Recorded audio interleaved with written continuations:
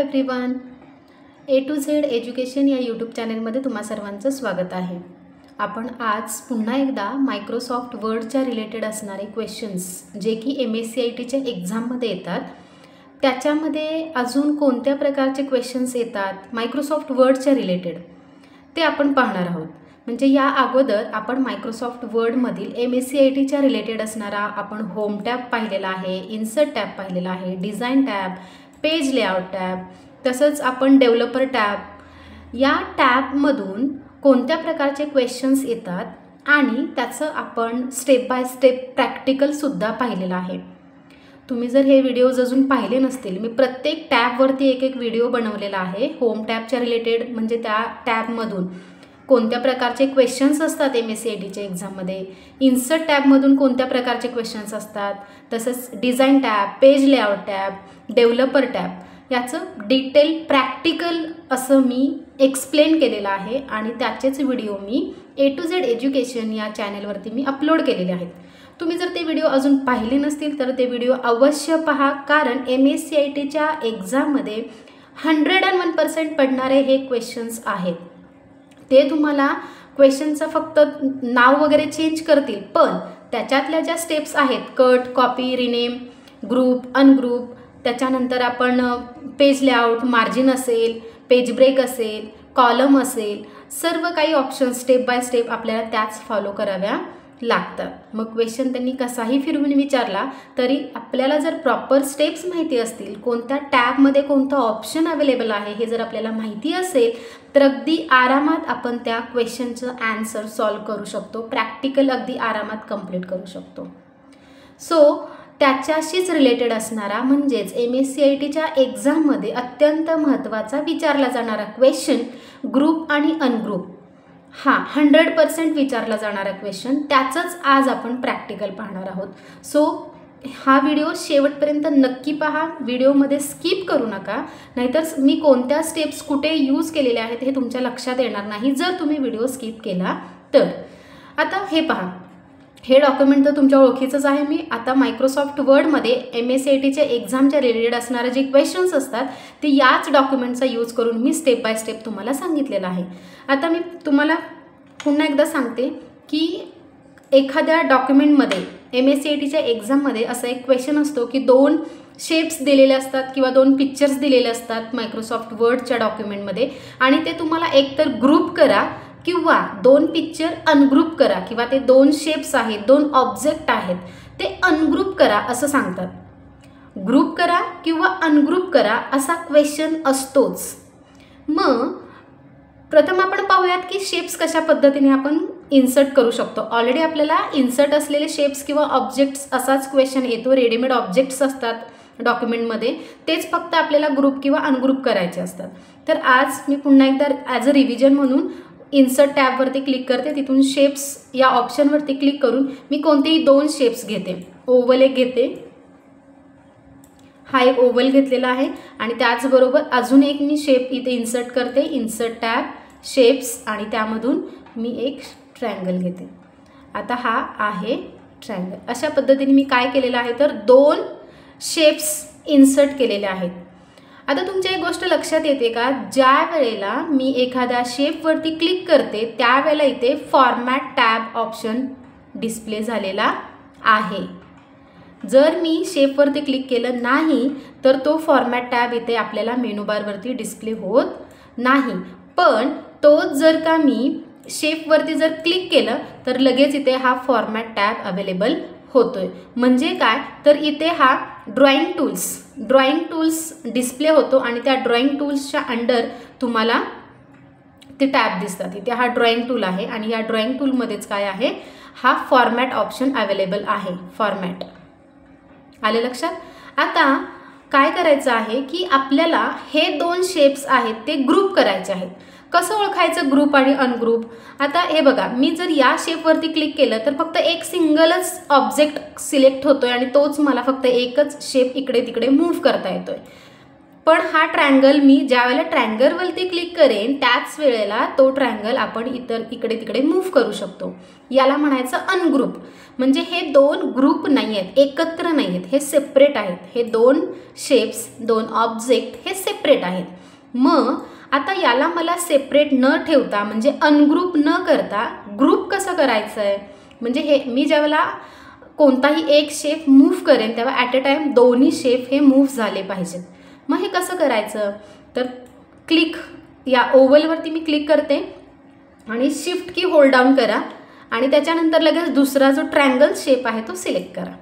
आता तुमच्या लक्षात येत असेल ॲट अ टाईम हे दोन शेप्स सिलेक्ट झालेले आहेत.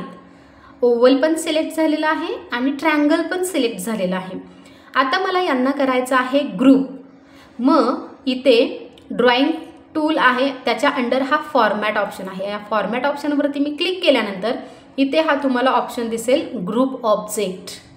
ग्रुप ऑब्जेक्ट आता मी याच्यावरती क्लिक करते. आता याच्यामध्ये काय आहे हा ऑप्शन आहे ग्रुप आणि मी ग्रुप ऑप्शन सिलेक्ट करते. आता तुमच्या लक्षात येईल अगोदर दोन सिलेक्शन दिसत होते, आता फक्त एकच सिलेक्शन दिसत आहे आणि त्या एका सिलेक्शनमध्ये हे माझे दोन ऑब्जेक्ट आहे. आता मी जर याला मूव्ह करायचं आहे मला तर ॲट अ टाईम हे दोन object at a time move होत आहेत स्क्रीनवरतीच डॉक्युमेंटमध्ये. म्हणजेच काय तर हे दोन ऑब्जेक्ट आता ग्रुप झालेले आहेत, एकत्र केलेलं आहे. सिंगल मी यांना मूव्ह करू शकत नाही, तर हे झालेले आहेत ग्रुप.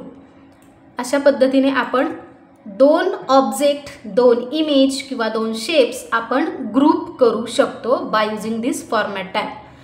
आता फॉर्मॅट टॅब इथे नाही आहे हे मी पुन्हा एकदा तुम्हाला सांगते. मग जो फॉर्मॅट टॅब डिस्प्ले करायचा असेल या टॅब मेनू बारवरती तर तुम्हाला या शेपवरती जो शेप तुम्ही वर्ड डॉक्युमेंटमध्ये इन्सर्ट केलेला आहे त्याच्यावरती क्लिक करा. त्याच्यानंतर लगेच इथे हा फॉर्मॅट टॅब तुम्हाला दिसेल आणि मी या फॉर्मॅट टॅबचा यूज करून तुम्ही ऑब्जेक्ट ग्रुप किंवा अनग्रुप करू शकता. आता मी ग्रुप कसं करायचं हे दाखवलेलंच आहे. आता मी हे सेम दोन ऑब्जेक्ट अनग्रुप करते. असाही क्वेश्चन येऊ शकतो की in the given document ungroup two objects. Ungroup म्हणजे डॉक्युमेंटमध्ये जे दोन ऑब्जेक्ट आहेत जे ग्रुप आहेत त्याला आपल्याला अनग्रुप करायचं आहे. मग अनग्रुप करायच्या वेळेला काय करायचं तर पुन्हा एकदा शेपवरती क्लिक करा. शेपवर क्लिक केल्यानंतर इथे फॉर्मॅट टॅब येईल. या फॉर्मॅट टॅबवरती क्लिक करा आणि या फॉर्मॅट टॅबवरती क्लिक केल्यानंतर इथे हा अगेन ग्रुप ऑप्शन आहे. या ग्रुप ऑप्शनवरती क्लिक करा आणि इथे अनग्रुप ऑप्शन येतोय कारण इथे अनग्रुप हा ॲक्टिव्ह आहे, व्हिजिबल आहे आणि ग्रुप हा डिसॲपियर म्हणजे इनॲक्टिव्ह म्हणजे तो व्हिजिबल नाही आहे, प्रॉपर व्हिजिबल नाही आहे किंवा ॲक्टिव्ह नाही आहे. का तर ऑलरेडी आपण हे दोन ऑब्जेक्ट ग्रुप केलेले आहेत. आता आपल्याला जर अनग्रुप करायचं असेल तर हा अनग्रुप जो ऑप्शन आहे तो आपल्याला सिलेक्ट करावा लागेल. सो मी अनग्रुप ऑप्शन सिलेक्ट करते. आता तुमच्या लक्षात येईल की माझ्या दोन्ही शेप्सला सेपरेट सिलेक्शन दिसत आहे.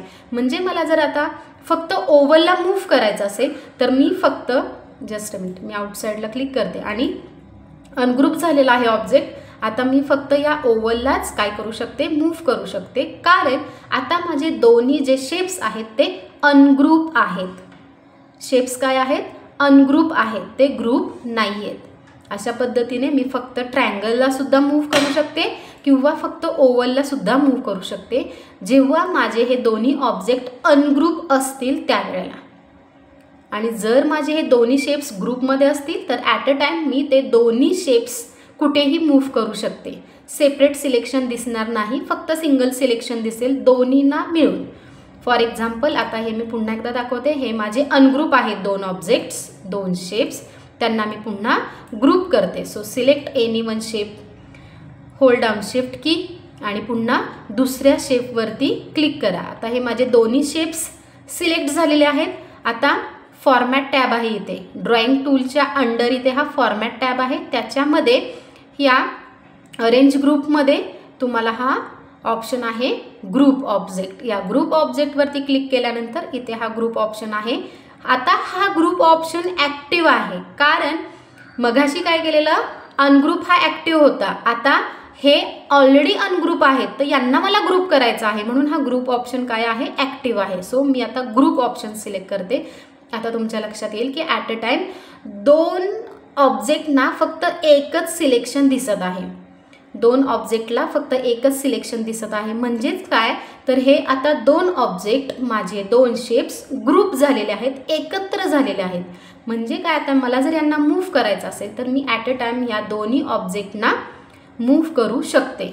ॲट अ टाइम या दोन्ही ऑब्जेक्टना काय करू शकते, मूव्ह करू शकते. यालाच आपण म्हणतो ग्रुप आणि अनग्रुप. 100% विचारला जाणारा MSCITच्या एक्झाममध्ये असणारा हा क्वेश्चन आहे की कोणतेही 2 ऑब्जेक्ट दिलेले असतात, एक तर तुम्हाला ते सांगतात की ग्रुप करा किंवा अनग्रुप करा असा क्वेश्चन विचारलेला असतो. काय विचारलेलं असतं, 2 जे ऑब्जेक्ट दिलेले असतात, रेडीमेड ऑब्जेक्ट असतात डॉक्युमेंटमध्ये, क्वेश्चनमध्ये, ते 2 ऑब्जेक्ट एक तर अनग्रुप करा किंवा ग्रुप करा असा ऑप्शन विचारला जातो. सो ग्रुप करण्यासाठी किंवा अनग्रुप करण्यासाठी ज्या काही स्टेप्स मी तुम्हाला सांगितलेल्या आहेत, सेम तशाच पद्धतीने तुम्ही घरी प्रॅक्टिकलची प्रॅक्टिस करा आणि तुमची जेवढी प्रॅक्टिस होईल तेवढी खूप छान आहे, कारण की त्याचाच फायदा तुम्हाला होणार आहे. ज्या वेळेला MSCITच्या एक्झाममध्ये ग्रुप आणि अनग्रुपच्या रिलेटेड क्वेश्चन येईल त्यावेळेला तुम्हाला अजिबात घाबरून जायची काही गरज नाही आहे. तुम्हाला ऑलरेडी या क्वेश्चनची प्रॅक्टिस झालेली असणार आहे आणि तुम्ही अगदी आरामात हे शेप्स ग्रुप किंवा अनग्रुप करू शकता, ही मला गॅरंटी आहे. त्यामुळे तुम्ही जेवढी प्रॅक्टिस करता येईल तेवढी प्रॅक्टिस करा. एखादं वर्ड डॉक्युमेंट ओपन करा, त्याच्यामध्ये कोणतेही 2 पिक्चर इन्सर्ट करा किंवा कोणतेही 2 शेप्स इन्सर्ट करा आणि इन्सर्ट केलेले 2 शेप्स तुम्ही एकतर ग्रुप करून चेक करा किंवा अनग्रुप करा. अशा पद्धतीने तुम्ही प्रॅक्टिकल कंप्लीट करा. खूप सोपं आहे, काहीही अवघड नाही आहे. ओके, हे झालं आपल्या आजच्या व्हिडिओबद्दल. हा व्हिडिओ होता ग्रुप आणि अनग्रुपच्या रिलेटेड. सो हा व्हिडिओ कसा वाटला हे कमेंट करून नक्की कळवा. व्हिडिओला लाईक करा, शेअर करा आणि तुम्ही जर या A to Z एज्युकेशन या चॅनलवरती नवीन असाल तर या चॅनलला सबस्क्राईब करायला विसरू नका. थँक्यू.